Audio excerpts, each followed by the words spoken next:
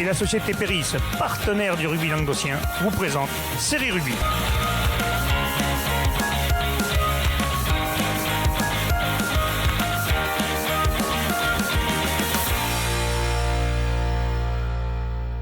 Bonjour mesdames, messieurs, bienvenue à Série Rugby, votre émission sur rugby amateur de la régionale à la fédérale, avec mes sérieux chroniqueurs. Salut Bruno. Salut. Ghana. Ça va. Bon, ça va Michel? Salut Alain, Ouais, impeccable. Hein. On est monté en gamme là, ça y est. C'est phase finale, là, on arrive. On a laissé les petits joueurs à la maison là. On est prêt pour les phases finales. Allez, salut les autres. Bon messieurs, on va commencer tout de suite par les résultats de Régional 3, de quart de finale et de challenge. Allez, on commence par le quart de finale, messieurs d'Occitanie. Premier match, Ibos jouait Port-Iragne, Cerce Villeneuve, victoire d'Ibos 16-15. C'est pour qui?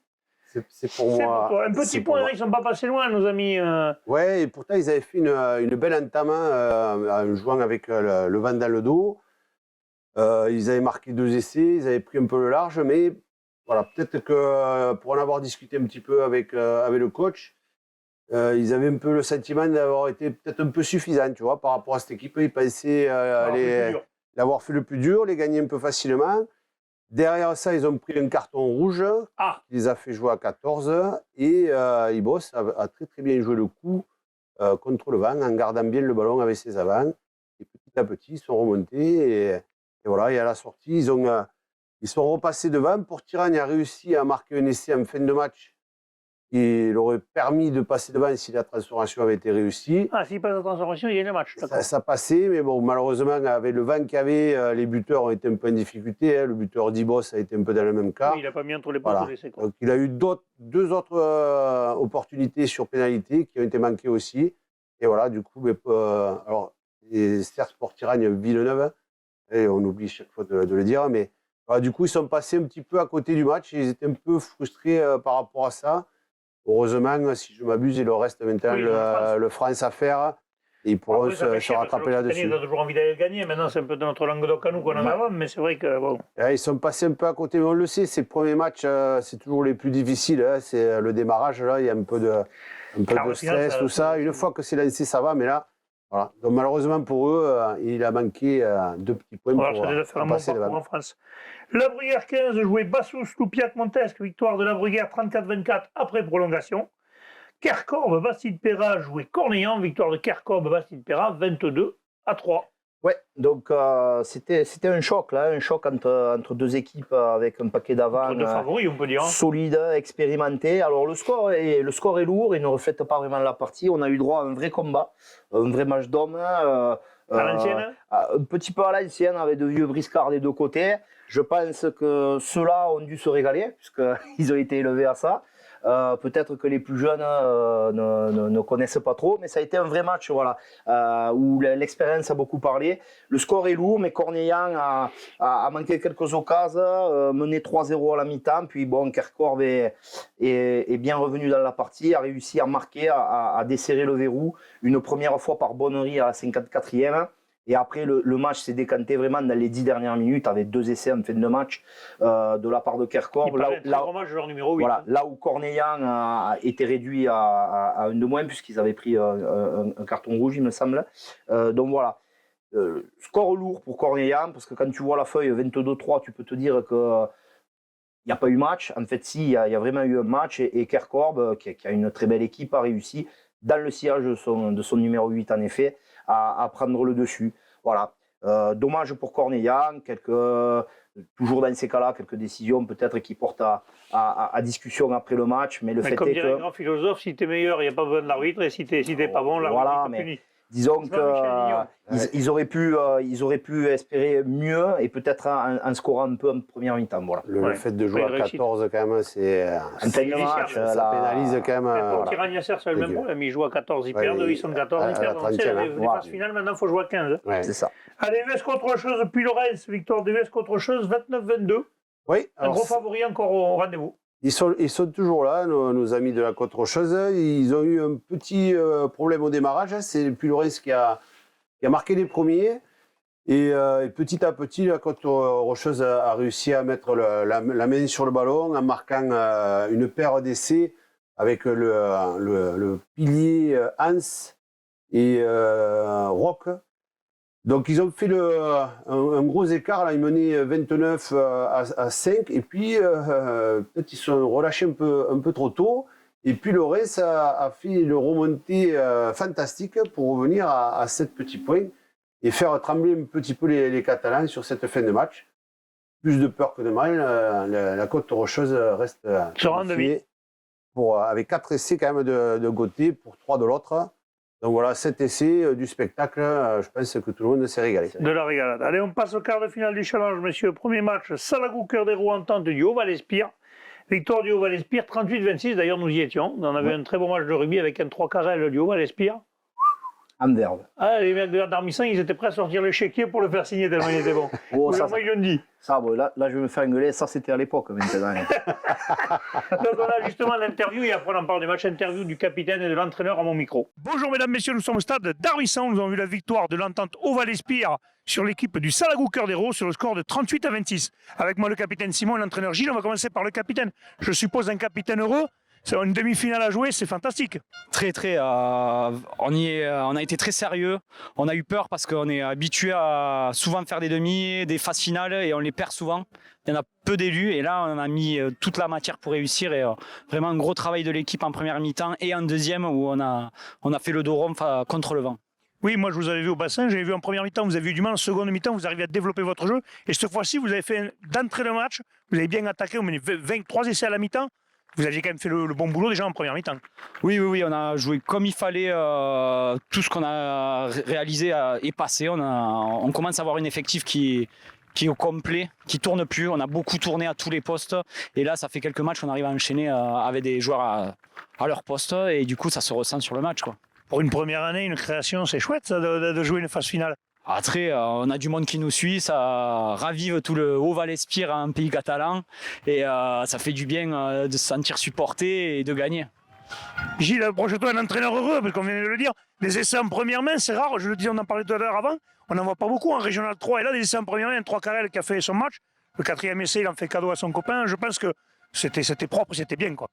Il y a un beau collectif, on est relativement huilé, on fait les entraînements qu'il faut pour justement arriver à performer le plus possible. Alors voilà, on voit que maintenant ça commence à se développer, à se concrétiser et c'est vachement intéressant.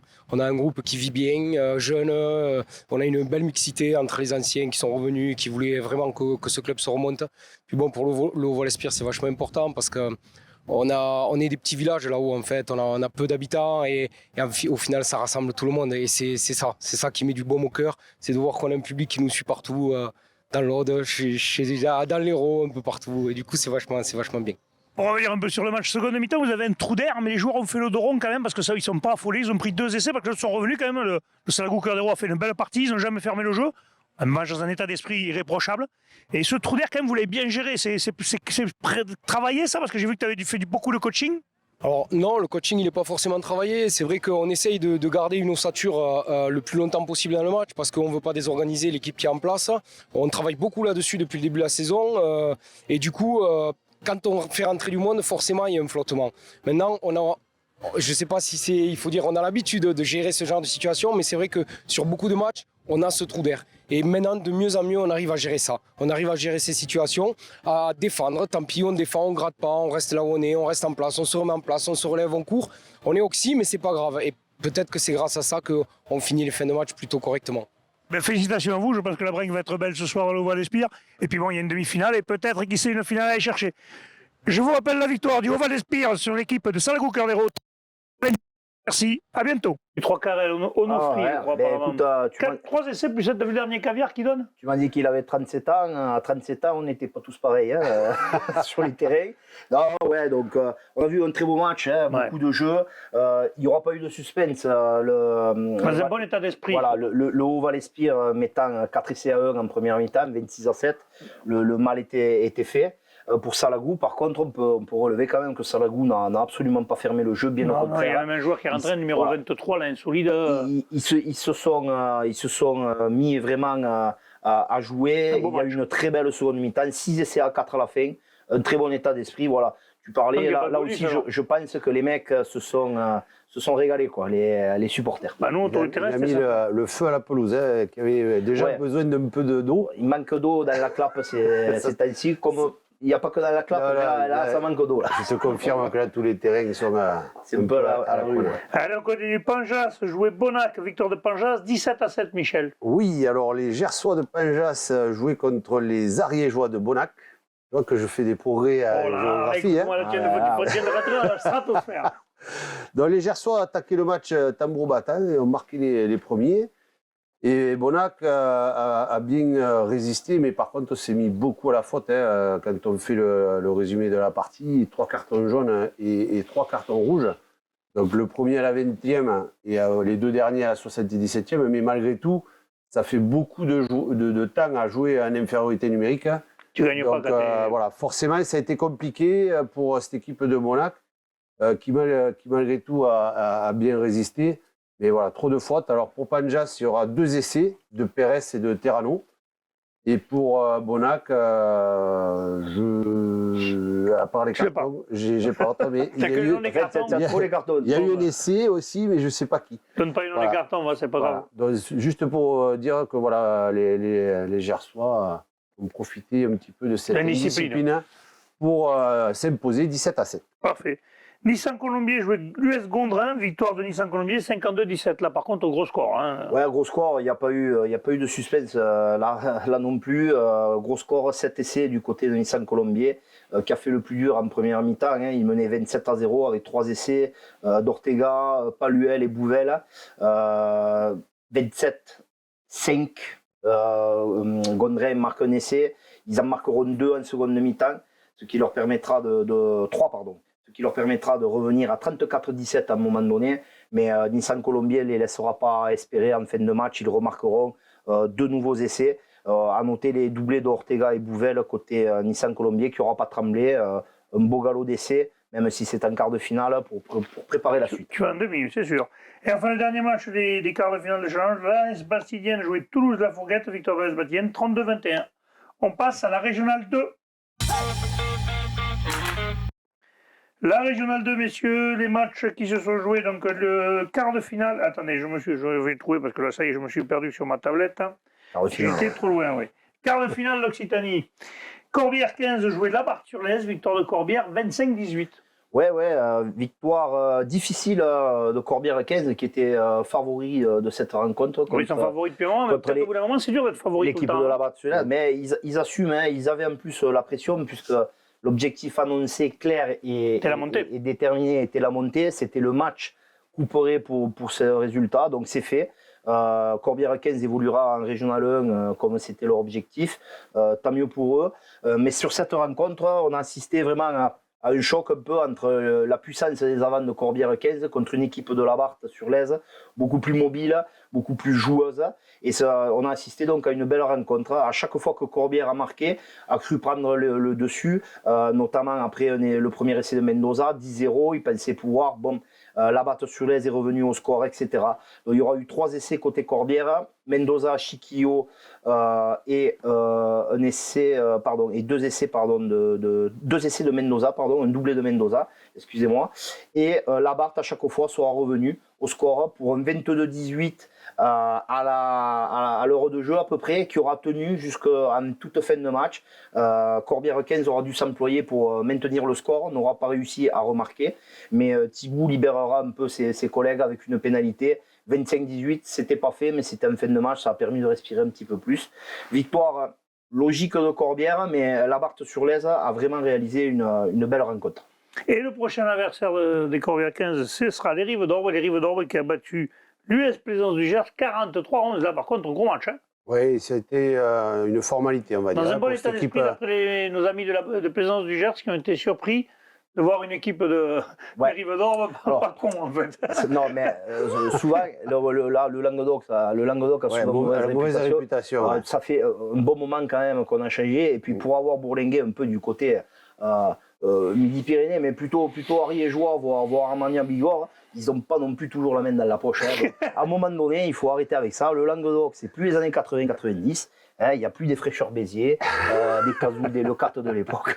Donc à un moment donné, on passe à autre chose et on essaie de parler rugby parce que la preuve, Rive d'Orbe a fait ce qu'il fallait. Quoi. Ça a fait ce qu'il fallait exactement. Ils ont marqué 4 essais avec Berlou, Berdos, Martineau et Lafont. Et effectivement, ils ont dominé le match du début à la fin. Plaisance a réussi à marquer un essai en fin de match pour sauver l'honneur. Mais voilà, donc une équipe des Rives, on les a vus en finale du terroir, on sait que c'est une équipe qui a des valeurs, qui est vraiment accrocheuse, mais qui sait jouer au rugby aussi.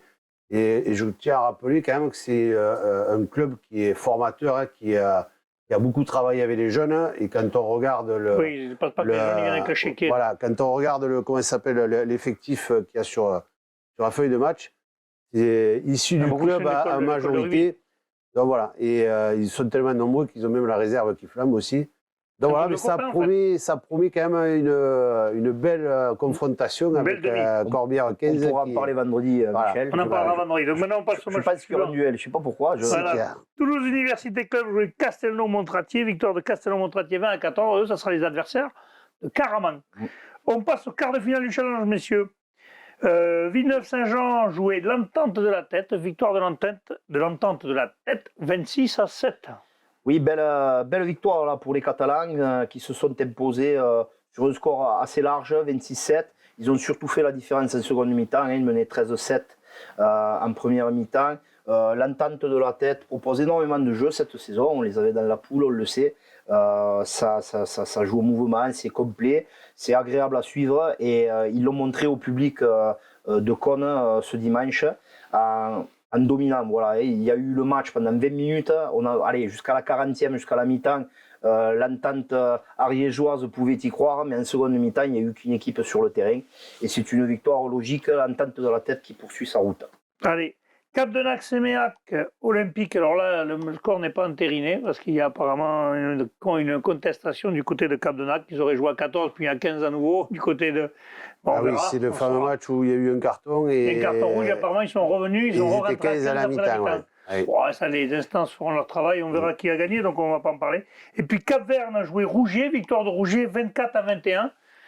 Rougier sera l'adversaire de l'entente de la tête. On passe, messieurs, c'est tout. Pour ce retour, il n'y a plus de résultats. Tu m'as fait peur, j'ai dit merde. Donc on verra préparer la suite. De quoi? Non, il avait peur, il y en a encore, je n'avais pas prévu moi. Qu'est-ce qu'il me fait, Alec? Ça y est, Alec a pété un moulard, c'est la fin de saison. Les régionales 1, ils étaient au repos. Ça aussi. Alors, ils joueront ce week-end avec les réserves et tout ça. Messieurs, je vous remercie. On se retrouve donc vendredi avec les matchs à venir. Transpirez bien sur tous les terrains. Salut. Salut, Alec.